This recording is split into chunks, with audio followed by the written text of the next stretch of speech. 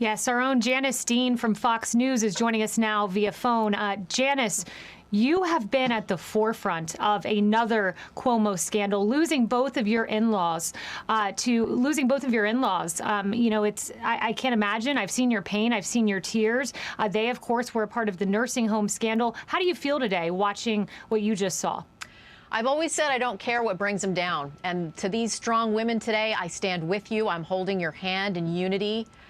Brave, brave women that came forward. It just shows you the power and abuse that this man thought he had. And he's been doing it for years now. And I've been fighting for justice for my in-laws since May of last year, when we found out he was putting COVID-positive patients into nursing homes, and then he covered up the numbers for months and months to sell a $5.1 million book to celebrate himself in the middle of a pandemic. So there's not only the sexual assault and harassment charges, but we're still waiting for justice when it comes to over 15,000 seniors that died in nursing homes. I think in part to his March 25th order to put infected patients into nursing homes. And not only that, we have, the COVID test, the VIP COVID test that he was giving to his brother and his families, while nursing homes could not get any to test incoming patients. There are state resources that he used for that $5.1 million book, and so many other scandals that plague this governor. But today, I embrace, I salute, I thank the Lord for these women that were brave enough to tell their stories and show what a monster this man is. Yeah, and that monster, I remember being in the Trump White House every day. We were compared to the great Governor Andrew Cuomo, who was holding those press conferences while you said you're making this horrible decision in the background on nursing homes. He tried to deflect blame to the former president on that one. But Janice, we saw some form of accountability today. Do you think we will see the governor step down, move aside from his position? I don't think so. I think he's going to be steadfast. I think it's up to Carl Heastie and the Assembly in Albany to get their impeachment in line. They have enough to impeach this governor. They've had enough for weeks, and they continue to stonewall. Now is the time to get the impeachment going, and we need those lawmakers to stand up. They have been stonewalling. They have been weak, and they've been waiting to really find out, I think, from the Attorney General to see how damning this report was going to be. Well, you've got your proof. Now's the time to put it in writing. That's right. And do you think we'll see a national pressure from Democrats? Like, Kirsten Gillibrand comes to mind. She led the charge against Al Franken.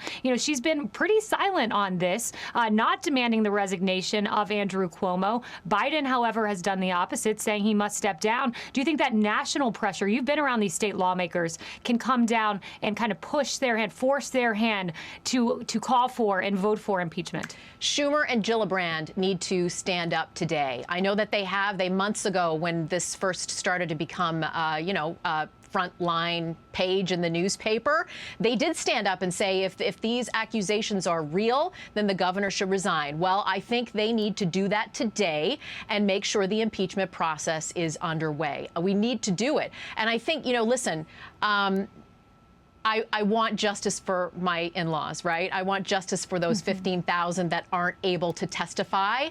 But if this is easier to digest for Democrats to get rid of this guy, I am all for it.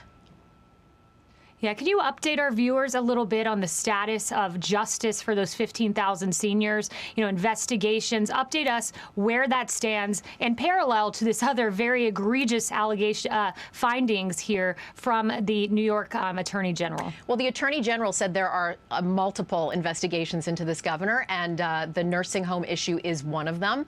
The fact that he covered up the over 15,000 that died. Why did he do that?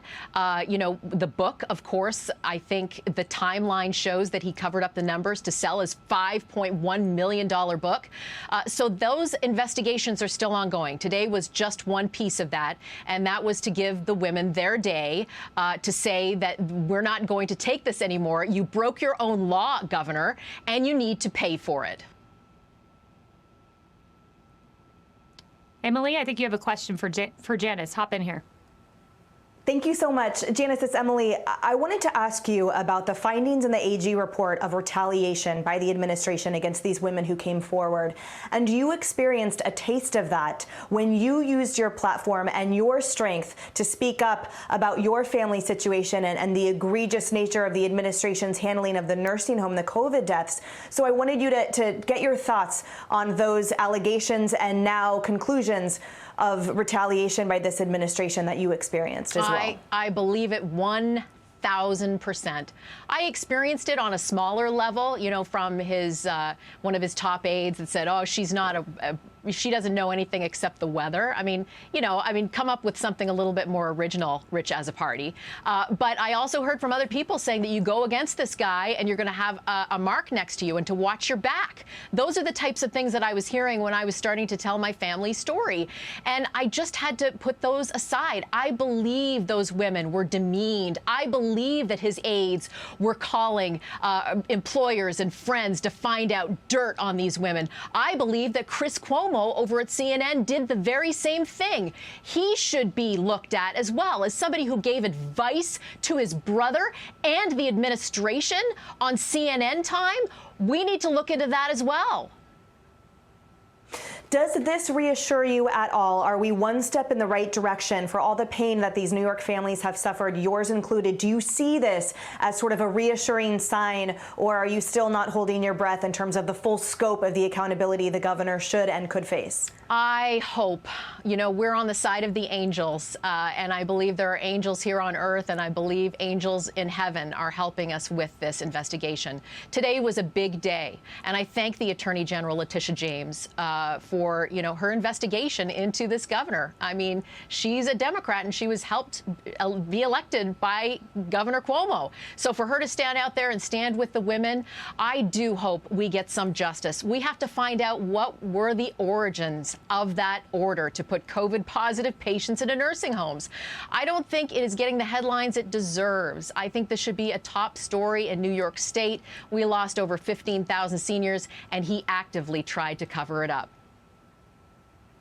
Janice Dean, thank you for your thoughts today. You've been so emblematic as a happy warrior. You have been leading this crusade. You are the example of using your platform and using your voice. We are grateful for that, and our hearts go out to you for your family's loss as well. Thank you, and I have to thank Fox News as well for letting me have this platform. So thank you.